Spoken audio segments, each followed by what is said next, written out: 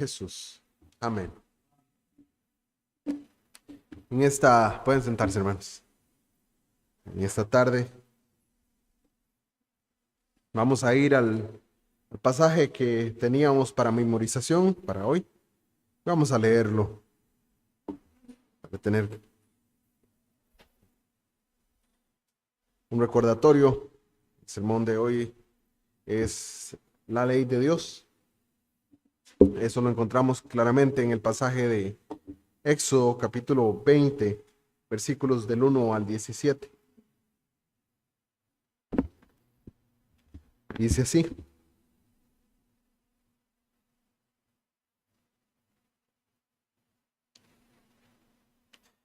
y habló Dios todas estas palabras, diciendo: Yo soy el Señor tu Dios, que te saqué de la tierra de Egipto, de la casa de servidumbre.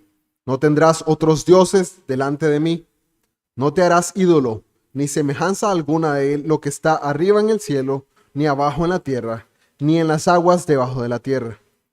No los adorarás ni los servirás, porque yo, el Señor tu Dios, soy Dios celoso, que castigo la iniquidad de los padres sobre los hijos, hasta la tercera y cuarta generación de los que me aborrecen. Y muestro misericordia y a millares, a los que me aman y guardan mis mandamientos. No tomarás el nombre del Señor tu Dios en vano, porque el Señor no tendrá por inocente al que tome su nombre en vano. Acuérdate del día de reposo para santificarlos. 6 días trabajarás y harás toda tu obra, mas el séptimo día es día de reposo para el Señor tu Dios. No harás en él obra alguna, ni tú, ni tu hijo, ni tu hija, ni tu siervo, ni tu sierva, ni tu ganado, ni el extranjero que está contigo.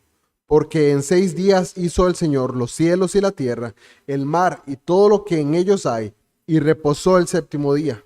Por tanto, el Señor bendijo el día de reposo y lo santificó. Honra a tu padre y a tu madre, para que tus días sean prolongados en la tierra que el Señor tu Dios te da. No matarás, no cometerás adulterio, no hurtarás, no darás falso testimonio contra tu prójimo, no codiciarás la casa de tu prójimo, no codiciarás la mujer de tu prójimo, ni su siervo, ni su sierva, ni su buey, ni su asno, ni nada que sea de tu prójimo. Claramente, al venir a un pasaje como esto, nos enfrentamos ante algo conocido, algo que hemos escuchado más de una vez, algo que no está alejado a nosotros, que es la ley de Dios. Muchas veces esta ley simplemente permanece en nuestra conciencia o en nuestro subconsciente de forma rezagada y tenemos alguna forma de pensar en ella, sí, la ley de Dios. Pero pocas veces le damos la importancia que merece. Pocas veces pensamos en la ley de Dios como algo que ata hoy en día al mundo entero, porque es la ley que procede de parte de Dios. Los reformadores y creyentes a través de los años han dividido los mandamientos expresados en las Sagradas Escrituras, particularmente en la ley mosaica, en 3 categorías. Han dicho que está la ley moral. Esta corresponde a las normas que reflejan ese carácter de Dios. Está la ley ceremonial, lo que constituía las ceremonias y prácticas y sacrificios que habían sido instituidos en el sistema levítico y que apuntaban a Cristo. Y luego la ley civil o judicial. Estas eran leyes que regían a Israel bajo una teocracia. Recordemos que Israel era un pueblo como Costa Rica, un pueblo, un pueblo gobernado, pero en vez de tener un presidente, su rey era Dios. Por eso Dios dispuso las leyes que tenían que seguir. El total de leyes que encontramos para Israel en este tiempo eran cerca de 613 y 616. Y muchas veces al ir a la palabra y ver tantas leyes decimos, ¿por qué hay tantas? Bueno, nosotros tenemos muchas más, tenemos miles de leyes, de las cuales la gran mayoría ignoramos. Pero Dios es un Dios bueno y no nos da tantas leyes que seguir. No les dio al pueblo de Israel tantas leyes que seguir.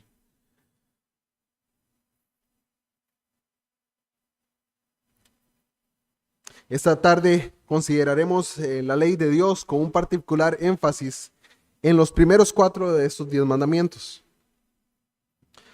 Tomando como base estos versículos que eran para el día de hoy parte de memorización, y aunque eran bastantes, tenemos que son importantes. Los primeros 4 son conocidos como la primera página de la ley moral de Dios. Y los primeros 4 son mandamientos que de alguna u otra manera lo que nos indican es la forma en cómo debemos acercarnos a Dios. Los otros 6 mandamientos tienen que ver con la forma en cómo debemos acercarnos al prójimo.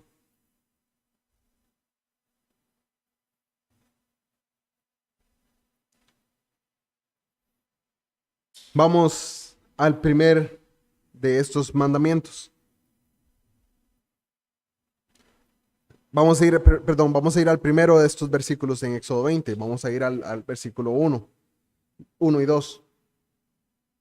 Claramente, como habíamos presentado en la mañana en la escuela dominical,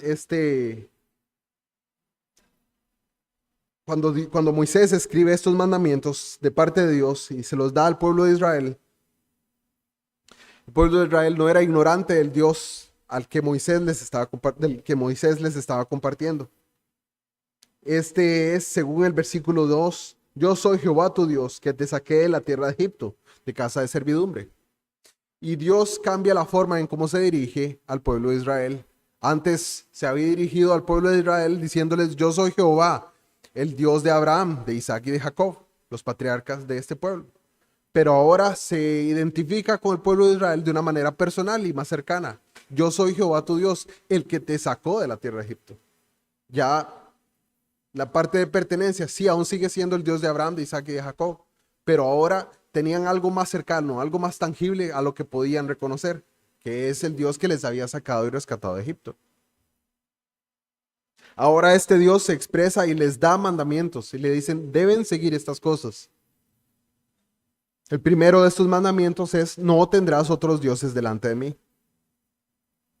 Versículo 3, no tendrás dioses ajenos delante de mí.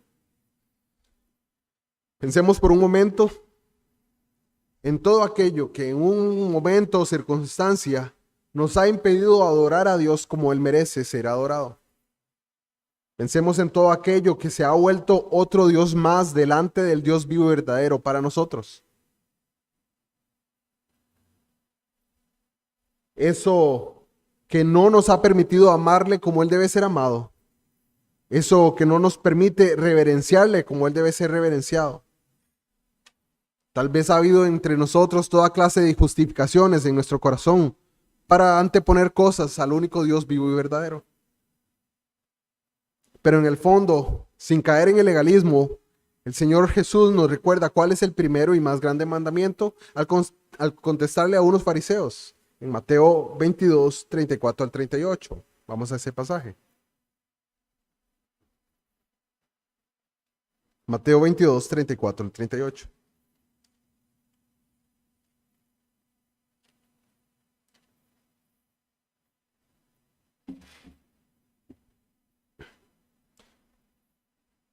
Entonces los fariseos, oyendo que había hecho callar a los saduceos, se juntaron a una, y uno de ellos, intérprete de la ley, preguntó por tentarle, diciendo, Maestro, ¿cuál es el gran mandamiento en la ley?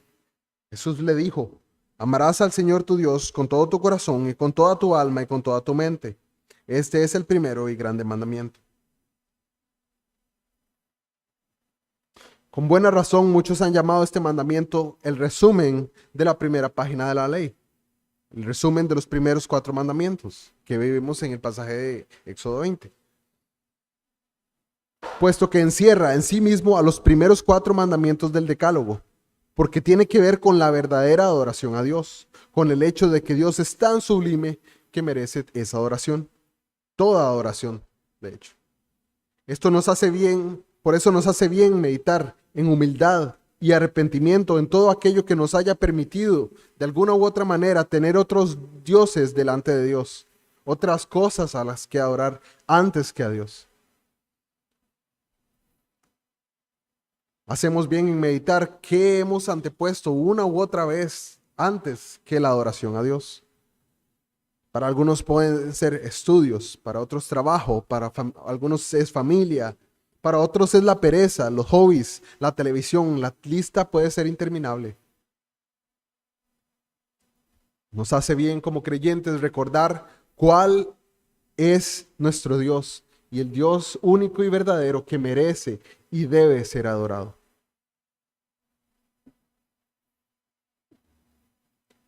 Vamos al segundo mandamiento, el cual dice,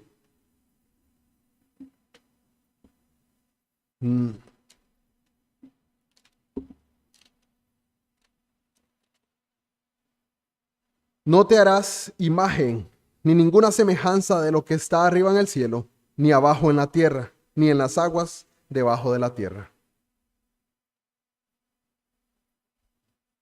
No te inclinarás a ellas, ni las honrarás, porque yo soy Jehová tu Dios, fuerte, celoso, que visito la maldad de los padres sobre los hijos, hasta la tercera y cuarta generación de los que me aborrecen, y hago misericordia a millares, a los que me aman y guardan mis mandamientos.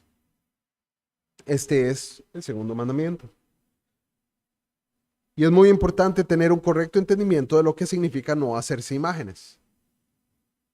Podríamos, con ayuda de una mala hermenéutica e interpretación, decir que pintar un óleo de unos animales salvajes y una pradera o un atardecer son pecados, si entendemos mal este mandamiento. Pero claramente la aplicación de este mandamiento está relacionada con el primer mandamiento. No te hagas imágenes para adorar. Eso es lo que está diciendo. El Señor le recordó eso a su pueblo cuando estaban a punto de entrar en la tierra prometida. Recordemos que en Éxodo capítulo 20 el Señor le está dando estos mandamientos al pueblo de Israel apenas salen de la tierra de Egipto, apenas cruzan el Mar Rojo, apenas tienen esa victoria que acabamos de leer en Éxodo capítulo 15, se acercan a las aguas de Mara y el Señor, el pueblo de Israel espera al pie de la montaña donde el Señor imparte su ley en tablas de piedra y se las da a Moisés. Justamente en ese momento, el pueblo de Israel se inclina y se hace una imagen de bronce para adorar. Pero luego, en el pasaje de Deuteronomio capítulo 5, tenemos que antes de entrar a la tierra prometida, 40 años después de esto, el Señor vuelve a darle la ley a su pueblo. La misma. El Señor le recordó eso al pueblo cuando estaban a punto de entrar en la tierra prometida. Y les dice en Deuteronomio, capítulo 4, versículos 15 al 20. Guardad pues mucho vuestras almas, pues ninguna figura visteis el día que Jehová habló con vosotros de en medio del fuego, para que no os corrompáis. Perdón, si pueden buscarlo. No los...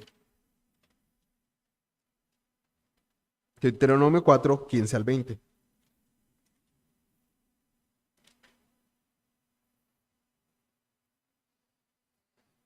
Guardad pues mucho vuestras almas, pues ninguna figura visteis el día que Jehová habló con vosotros de en medio del fuego, para que no os corrompáis y hagáis para vosotros escultura, imagen de figura alguna, efigie de varón o hembra, figura de animal alguno que está en la tierra, figura de ave alguna alada que vuele por el aire, figura de ningún animal que se arrastre sobre la tierra, figura de pez alguno que haya en el agua debajo de la tierra.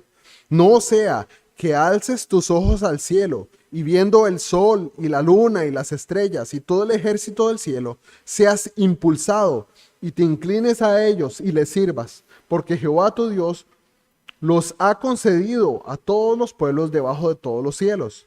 Pero a vosotros Jehová os tomó y os ha sacado del horno de hierro de Egipto, para que seáis el pueblo de su heredad, como en este día.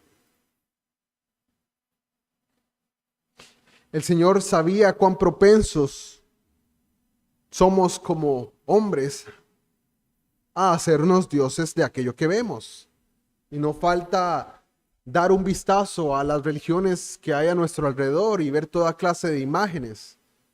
No necesariamente la religión oficial de este país. Cualquier religión que vemos alrededor del mundo tiene imágenes, tiene toda clase de cosas tomadas de la creación para adorar. El sol, la luna, las estrellas, las constelaciones, los símbolos zodiacales, todas estas cosas son cosas que se adoran. El Señor claramente le advierte a su pueblo antes de entrar que ninguna figura bien cuando el Señor se demostró ante ellos.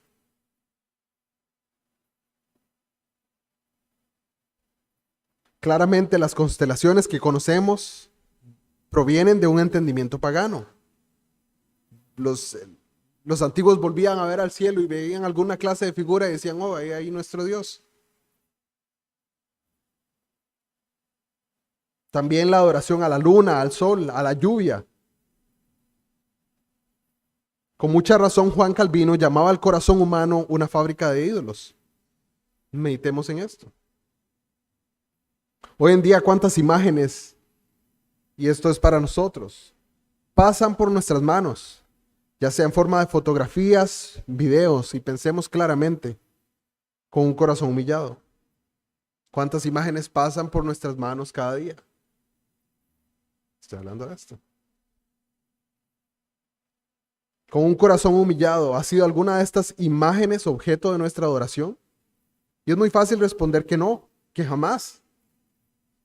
Cuando claramente hemos pospuesto nuestra verdadera adoración en la lectura de la palabra, en la oración, en la meditación de lo que nos ha sido predicado y aún en la atención a quien predica la palabra por imágenes ante las cuales nos arrodillamos y adoramos en vez de servir al Dios verdadero.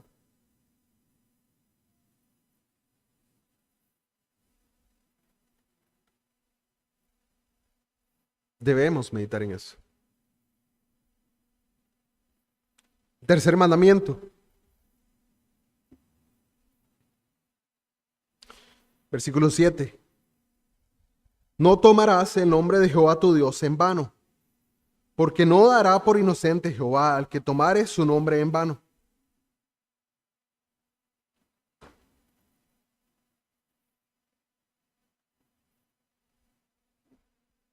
Este mandamiento puede que nos suene trivial, en gran parte porque no tenemos una alta estima por el nombre de Dios.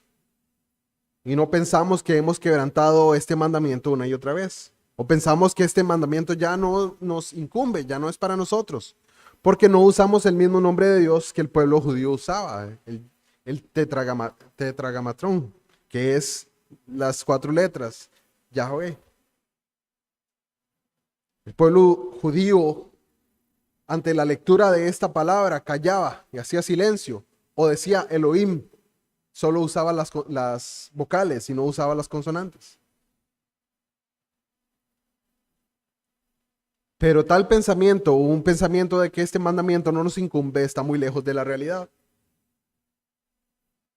Muchas veces hemos permanecido como creyentes en medio de conversaciones donde escuchamos frases exclamadas al aire y sin sentido decir, ¡ay, Jesucristo! Oh por Dios. Y esto es tomar el nombre de Dios en vano.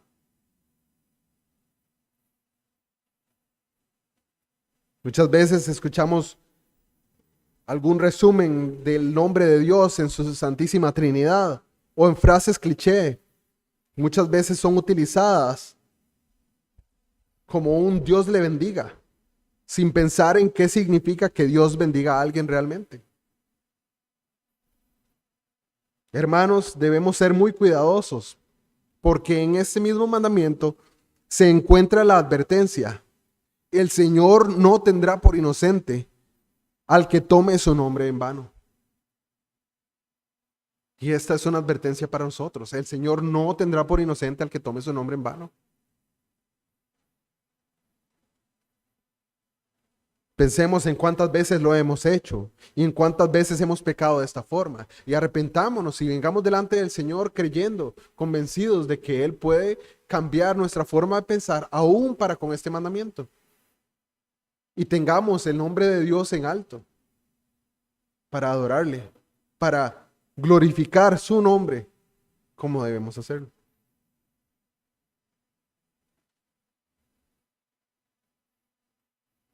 Ahora me centraré un poco en el cuarto mandamiento. Dice así, versículo 8. Acuérdate del día de reposo para santificarlo.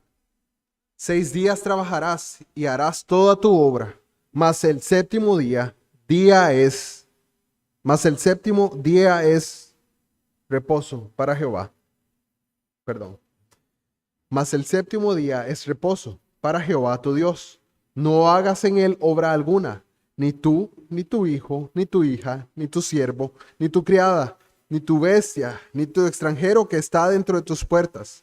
Porque en 6 días hizo Jehová los cielos y la tierra, el mar y todas las cosas que en ellos hay, y reposó en el séptimo día. Por tanto, Jehová bendijo el día de reposo y lo santificó.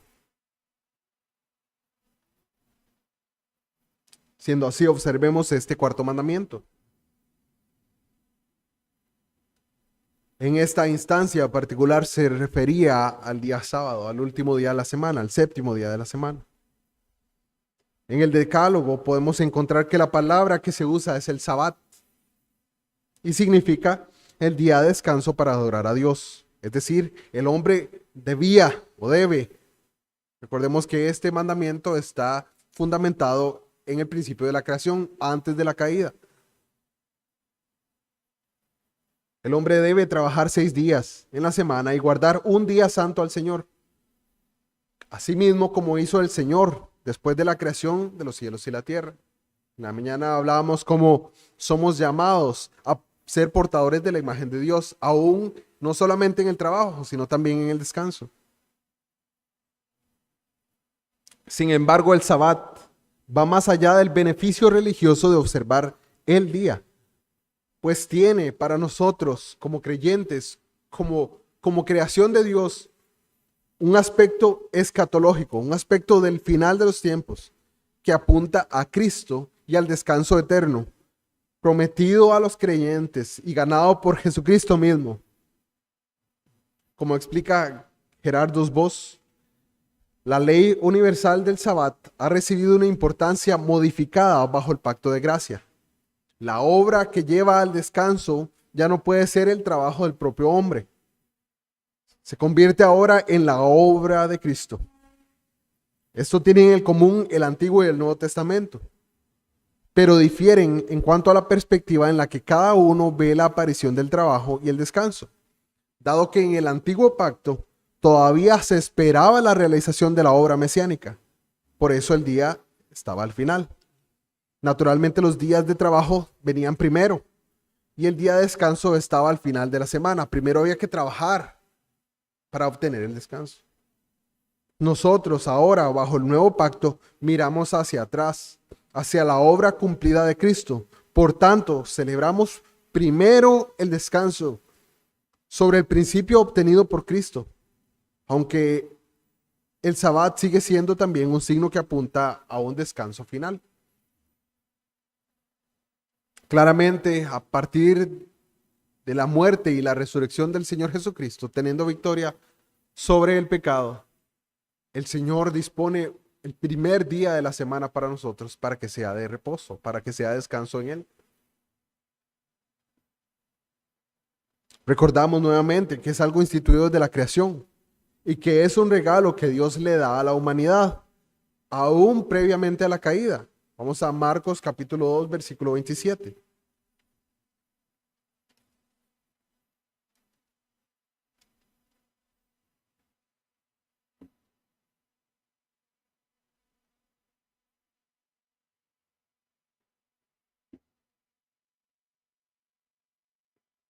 Leámoslo. También les dijo, El día de reposo fue hecho por causa del hombre y no el hombre por causa del día de reposo. El Señor Jesucristo utiliza esta afirmación para recordarles a aquellos críticos de que de que los discípulos del Señor tomaran espigas y las molieran con sus manos para tener algo que comer. El Señor Jesús les recuerda a estos fariseos que el día de reposo fue hecho por causa del hombre, fue hecho para los hombres.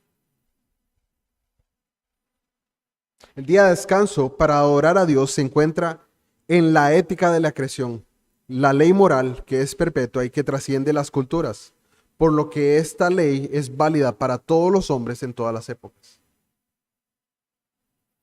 Es interesante que una de las cosas que quiso hacer la Revolución Francesa fue cambiar el orden de las semanas. Querían cambiar 7 días por 10. No funcionó. ¿Por qué? Porque los 7 días están instituidos desde la creación. Chad Van Dixhorn, un teólogo, comenta y dice: los cristianos hace tiempo que se dieron cuenta de que no era casualidad de que aquel que habitó entre nosotros, este es el pasaje de Juan 1:14, aquel que habitó entre nosotros, Juan 1:14.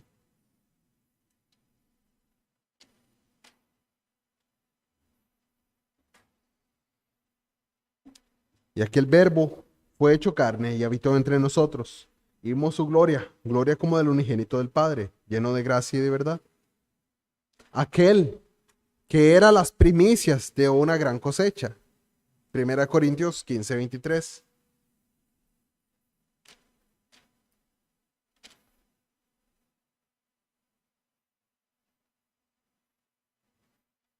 Pero cada uno en su debido orden.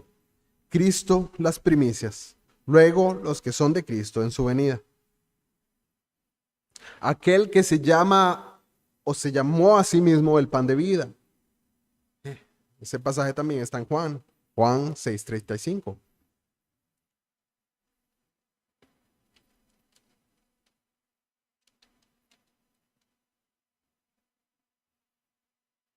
Jesús les dijo: yo soy el pan de vida. El que a mí viene nunca tendrá hambre, y el que en mí cree no tendrá sed jamás.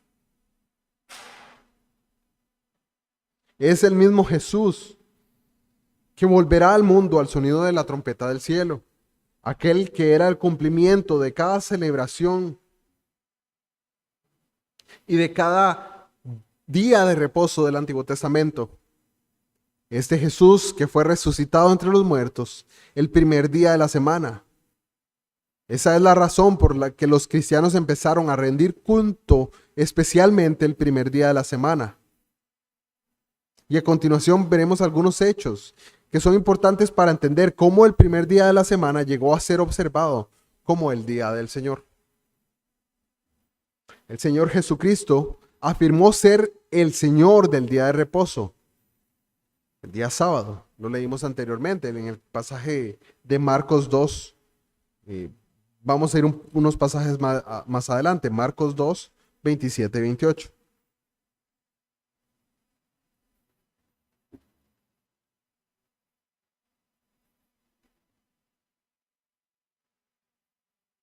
También les dijo: el día de reposo fue hecho por causa del hombre, y no el hombre por causa del día de reposo. Por tanto, el Hijo del Hombre es Señor aún del día de reposo. Cristo resucitó el primer día de la semana.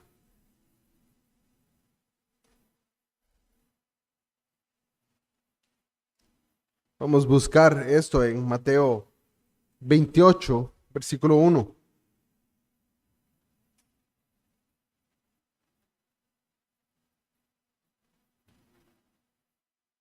Donde nos dice: pasado el día de reposo, al amanecer del primer día de la semana, vinieron María y Magdalena y la otra María a ver al sepulcro. Y hubo un gran terremoto, porque un ángel del Señor descendió del cielo y llegando, removió la piedra y se sentó sobre ella. Claramente el cuerpo de Jesús ya no estaba en la tumba. Otros pasajes paralelos son Marcos 16:2 y Juan 21. No vamos a ir a ellos por cuestión de tiempo, pero claramente la resurrección del Señor se dio el primer día de la semana. El Señor resucitado se reunió con sus discípulos un primer día de la semana. Esto podemos encontrarlo en Juan 20:19.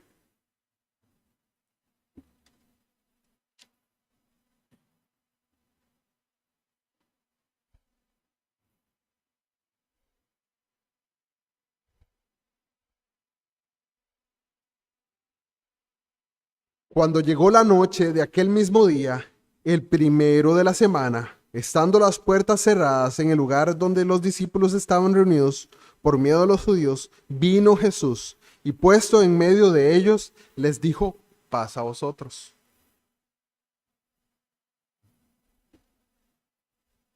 Luego, unos pasajes más adelante, en el versículo 26, podemos ver que Jesús se reaparece a sus discípulos el siguiente domingo. Versículo 26. 8 días después, estaban otra vez sus discípulos dentro y con ellos Tomás. Llegó Jesús, estando las puertas cerradas, y se puso en medio y les dijo: paz a vosotros.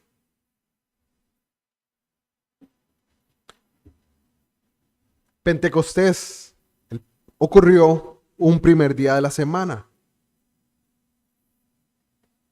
Vamos a leer Hechos capítulo 2, versículo 14.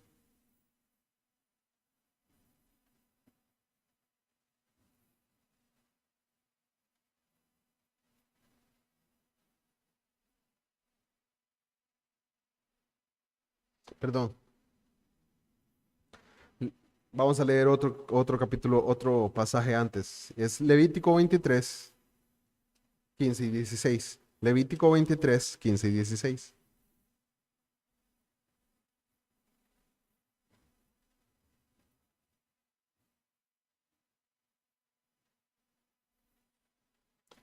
Dice: y contaréis desde el día que sigue al día de reposo, desde el día que sigue al día de reposo, desde el día en que ofrecisteis la gavilla de la ofrenda mecida, 7 semanas cumplidas serán. Hasta el día siguiente del séptimo día de reposo, contaréis 50 días. Entonces ofreceréis el nuevo grano a Jehová. Este es el día de Pentecostés para el pueblo de Israel. Esto, el pasaje de Hechos, capítulo 2, 14, nos recuerda que estaban en un día de Pentecostés. Por ello, el día de Pentecostés, donde el Señor derramó su Espíritu Santo a su pueblo en esa instancia, es un primer día de la semana.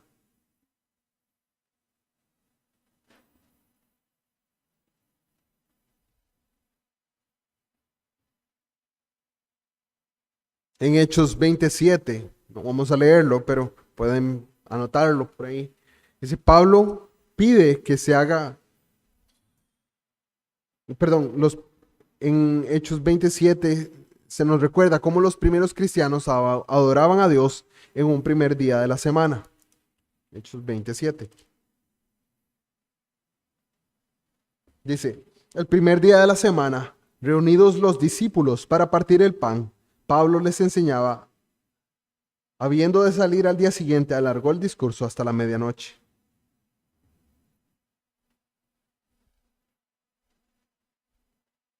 Pablo en 1 Corintios 16:2, no vamos a leerlo, sí. Pablo pide que se haga o se recolecte o se recoja la ofrenda un primer día de la semana. El apóstol Juan en el libro del Apocalipsis habla del día del Señor, señalándolo en Apocalipsis 1:10. Y los documentos históricos de la iglesia primitiva muestran que esta era la práctica de los primeros cristianos. Era observar el día del Señor como el día de reposo para los creyentes, para aquellos que han sido recibidos en Cristo por su sangre. Ahora, nuestra pregunta debe ser: ¿cómo debemos observar el día de reposo cristiano, el día del Señor? Debemos observar el ejemplo del Señor Jesucristo sobre el día de reposo. El Señor, en primera instancia, reprendió el legalismo de los fariseos, mostrando que era lícito hacer el bien en un día de reposo. Esto está en Mateo 12:12.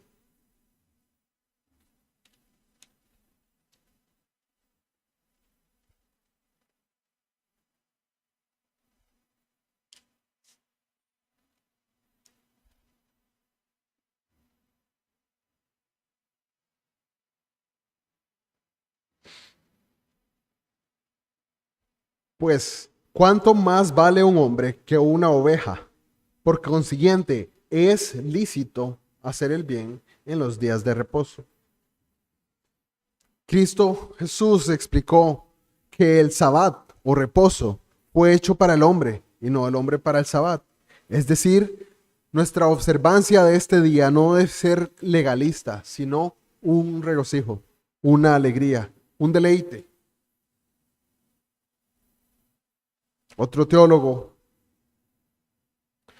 habla como Stuart Oilot, habla como este día de descanso tiene su origen en la creación y durante un tiempo se vistió con los ropajes del Antiguo Testamento. Sin embargo, ahora está en el ropaje del Nuevo Testamento. Esto significa que no podemos imponer al día de descanso las reglas mosaicas que ya han pasado, como las que se encuentran en los pasajes de Éxodo 35 o de Números 15. No debemos tener en mente una lista de lo que hay que hacer y lo que no. Como leemos en Mateo 12, del 1 al 2.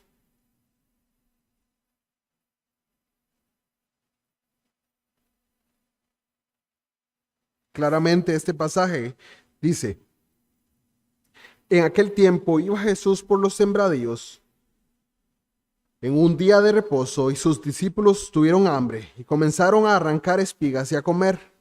Viéndolo los fariseos le dijeron, he aquí tus discípulos hacen lo que no es lícito hacer en el día de reposo. Claramente los fariseos tenían toda una lista, una serie de leyes que ellos habían impuesto sobre el pueblo de Israel, las cuales correspondían más a la tradición que a los mandamientos de Dios. Toda esta tradición que estos fariseos habían impuesto sobre ellos simplemente ponían cargas de cosas que no debían de hacer ese día.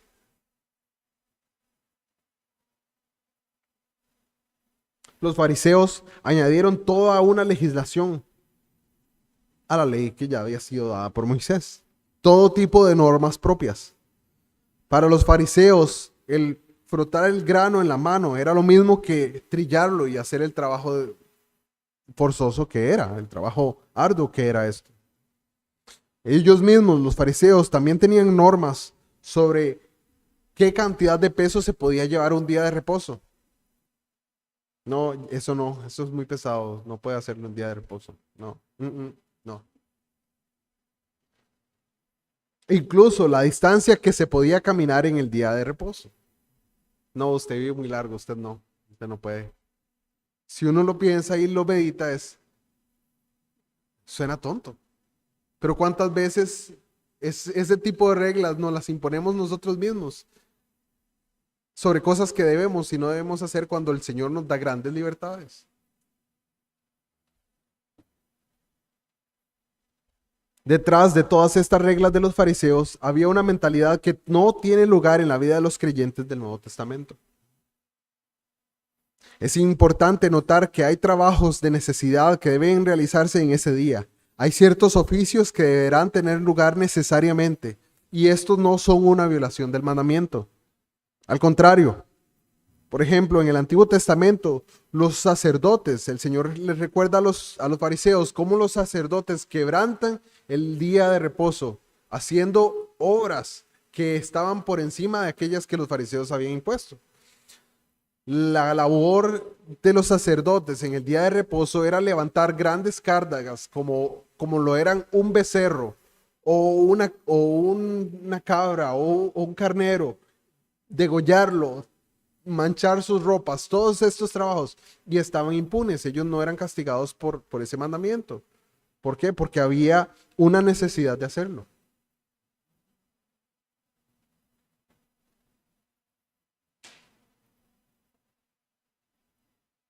Se necesita un particular sentido común para evitar el legalismo sobre nuestra observancia del día del Señor y no caer nuevamente en el mismo error que los fariseos, siendo demasiado meticulosos y creando reglas minúsculas e imponiéndolas a los demás. Muchas veces estamos convencidos de qué cosas no debemos hacer en un día de reposo. No necesariamente deben ser impuestas a todos.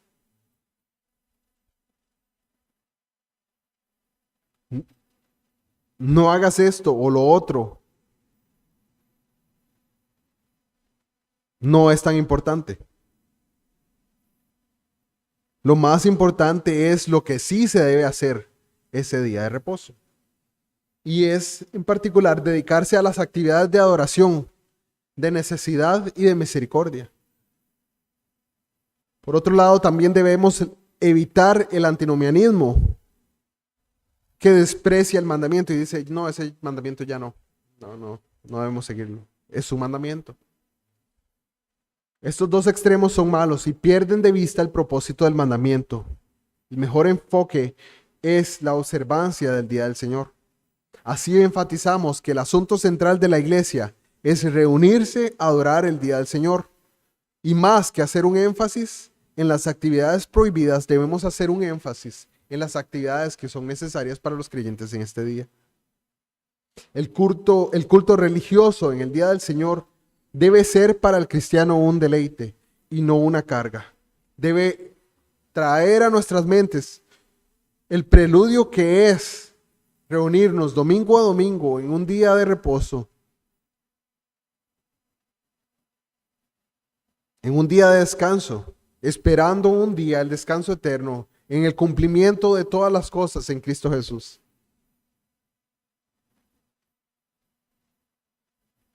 Un pasaje que nos habla de esto es Hebreos 4:9. Podemos leerlo. Hebreos 4:9.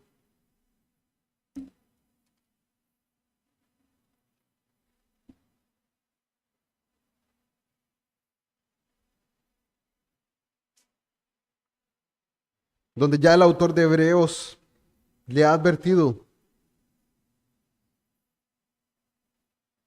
a los receptores de esta carta, epístola,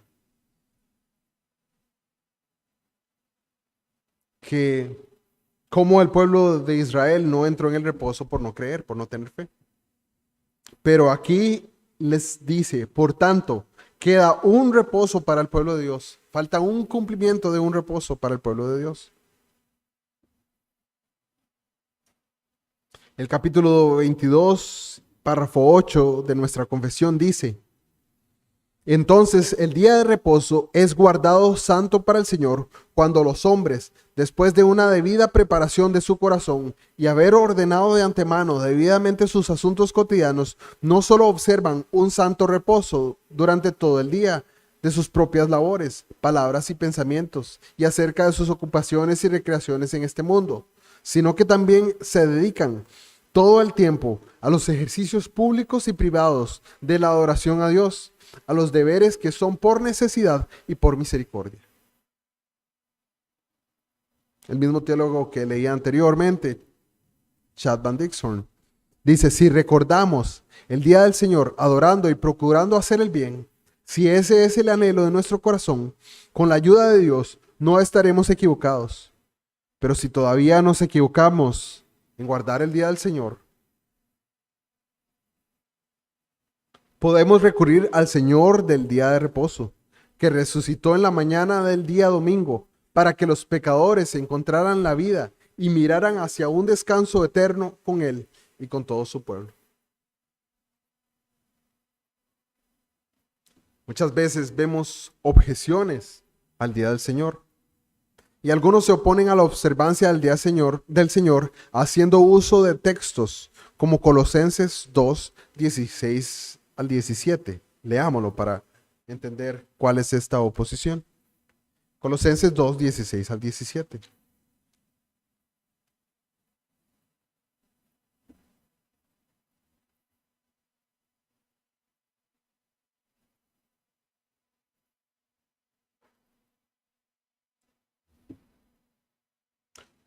Por tanto, nadie os juzgue en comida o en bebida, o en cuanto a días de fiesta, luna nueva o días de reposo. Todo lo cual es sombra de lo que ha de venir, pero el cuerpo es de Cristo.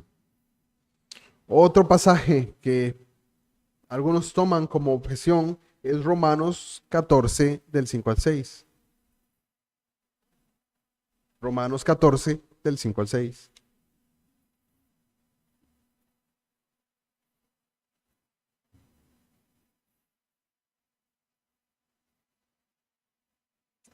Uno hace diferencia entre día y día, otro juzga iguales todos los días. Cada uno esté plenamente convencido en su propia mente. El que hace caso del día lo hace para el Señor. El que no hace caso del día para el Señor no lo hace. El que come para el Señor come, porque da gracias a Dios. Y el que no come para el Señor no come y da gracias a Dios. Muchos alegan que ya no hay ningún día que observar en el nuevo pacto. Por lo tanto, no se debe observar el día del Señor. Sin embargo, tenemos que al considerar estos textos más de cerca y ver de qué tratan en sus contextos adecuados, el apóstol afirma que al igual que las demás ceremonias, los sábados judíos eran también como una sombra que señalaba a Cristo. Ciertamente en el contexto judío, muchos de estos judíos aún no habían comprendido todas las implicaciones del Evangelio y todavía se guardaban con respecto a las ordenanzas mosaicas de diferentes días de reposo. Cuando se habla de día de reposo, no solamente se habla del sábado, se hablaba también de otros días de reposo, de fiestas. Y estos particularmente son los que son referenciados en estos pasajes. Sabemos cómo Pablo era muy tolerante con estas convicciones. Aunque nos hemos liberado nosotros como creyentes de cualquier elemento típico relacionado con el sábado en el Antiguo Testamento, no nos hemos liberado del Sabbat tal como fue instituido en la creación. El mandamiento que tenemos en este pasaje de Éxodo hace referencia claramente a lo que fue mandado por parte de Dios a la humanidad. No a un pueblo particular en Israel, sino a toda la humanidad. Así hemos estudiado este cuarto mandamiento de la ley y su relación con el día del Señor, que es mencionado en Apocalipsis 1:10. Y merece destacar algunos puntos, un par de puntos. Observamos la ley moral en el nuevo pacto, no como un intento de salvarnos a nosotros mismos, sino por amor al Dios que nos amó primero. El día de reposo para adorar a Dios, el Sabbat, fue algo instituido por Dios en la creación. Y el sábado no fue hecho solo para el judío, sino para el hombre. Los demás mandamientos, del 5 en adelante, tratan particularmente con las relaciones humanas y los veremos de una forma resumida en este caso, antes de terminar este mensaje. Vamos a leerlos todos. El quinto mandamiento: honra a tu padre y a tu madre, para que tus días sean prolongados en la tierra que el Señor tu Dios te da. No matarás, no cometerás adulterio, no hurtarás, no darás falso testimonio contra tu prójimo. No codiciarás la casa de tu prójimo, no codiciarás la mujer de tu prójimo, ni su siervo ni su sierva, ni su buey, ni su asno, ni nada que sea de tu prójimo.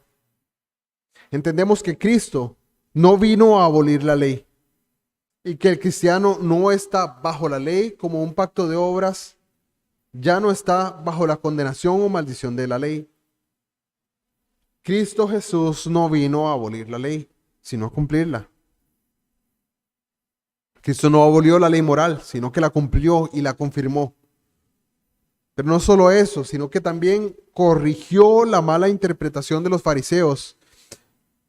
Corrigió su hipocresía y su legalismo, mostrando cuál era el verdadero significado de la ley. El problema no son los mandamientos en sí, sino la tergiversación de estos. Como lo hicieron los legalistas, añadiendo normas y dando más peso a estas normas de lo que se le exigía al pueblo en las Escrituras. Cristo Jesús también explicó en el Sermón del Monte que la raíz de los mandamientos es más profunda de lo que se imagina. Cristo expone el verdadero significado de la ley. Por ejemplo, muestra que el mandamiento "no matarás" no solo consiste en no asesinar literalmente, sino que a partir del odio en el corazón, el insulto con los labios, el mandamiento ya se está incumpliendo. Y el transgresor que guarda odio en su corazón se convierte en un acusado del juicio divino. De la misma manera, el mandamiento "no cometerás adulterio" no se limita a la consumación del adulterio, sino que el mandamiento ya se rompe con solo la lujuria de los ojos y el deseo del corazón. Cristo expone la interpretación correcta de la ley. Además, el cristiano hoy en día debe entender que los mandamientos de Dios son para su propio bien y protegen las cosas más valiosas. Protegen la vida, protege el matrimonio, protege la gloria de Dios, la cual debemos reflejar. Por ejemplo, el mandamiento "no matarás" protege la vida.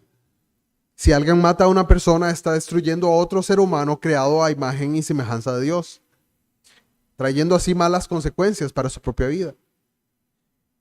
El mandamiento "no cometerás adulterio" protege el matrimonio, ya que si alguien comete adulterio puede destruir su propia familia y no demostrará correctamente la relación de Cristo con la iglesia, esta que el matrimonio debe expresar. Además, si alguien trabaja de domingo a domingo sin tomarse un día libre para descansar y adorar y tener una mayor y más profunda comunión con Dios, traerá como consecuencia a su vida un daño, tanto física como espiritualmente, perjudicando así su propósito principal, vivir para la gloria de Dios. La obediencia a los mandamientos acabará produciendo beneficios para los propios creyentes que los guardan y los privará de mucho sufrimiento. En consecuencia, la ley no exige más que lo que es bueno para nosotros. Vemos a través de una vista panorámica que hemos tenido hoy de la ley, que la ley no es mala y que los mandamientos no son algo terrible, sino buenos. Primera de Juan 5:3 dice: "Pues este es el amor a Dios, que guardemos sus mandamientos, y sus mandamientos no son gravosos". Muchas veces pensamos en que los mandamientos son algo terrible o algo malo, o que si ya no estamos bajo la maldición de la ley, sino bajo la bendición de la gracia, lo cual es correcto, pero debemos recordar al mismo tiempo que los mandamientos de Dios no son gravosos, y si leemos cada uno de estos mandamientos, no deberían ser un gran peso impuesto sobre nuestros hombros. A los que amamos a Dios, debe ser un deleite poder llevarlos a cabo. ¿Cuál de estos mandamientos que están expresados aquí nos quita la paz? ¿No robarás? ¿No cometerás adulterio? Si es así, debemos revisar una vez más nuestro corazón y entender que hay dentro de nosotros una inclinación aún al pecado, pero debemos dar gracias a Dios por Jesucristo. Gálatas 3:24 nos recuerda: "De manera que la ley ha sido nuestro ayo para llevarnos a Cristo, a fin de que fuésemos justificados por la fe". Cuando Gálatas 3:24 dice ayo, está hablando de nuestro maestro, aquel que nos enseña, aquel mentor que nos lleva a Cristo. La ley es ese maestro. Claramente la ley de Dios debe apuntarnos al Evangelio, donde refugiados en Cristo encontramos el perdón de nuestros pecados. Toda esta ley debe dejarnos descubiertos en nuestra imposibilidad de cumplirla perfectamente, para que nuestra salvación sea por la fe en la obra de Cristo Jesús, quien, imputando en su sacrificio en nuestro lugar, satisfaciendo la ira que nosotros merecíamos al incumplir constantemente cada uno de estos mandamientos. Por eso el llamado es a meditar en los mandamientos del Señor, pero entendiendo que el Evangelio cubre multitud de pecados. Oramos. Señor y Dios bueno, gracias damos por tu ley. Gracias damos porque esta ley es ese maestro que nos señala y nos apunta a Cristo Jesús.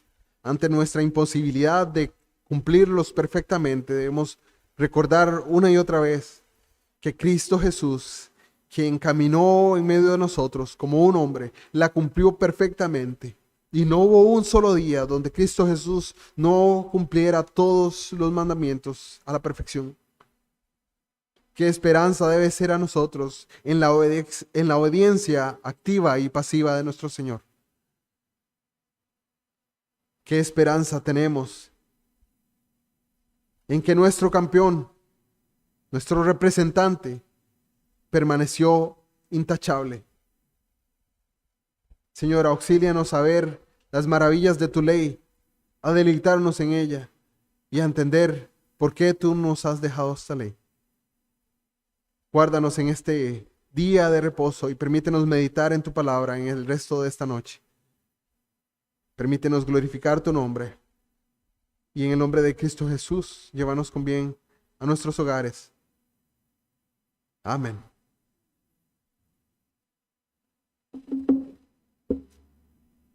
Vamos a cantar bellas palabras. Nuevamente.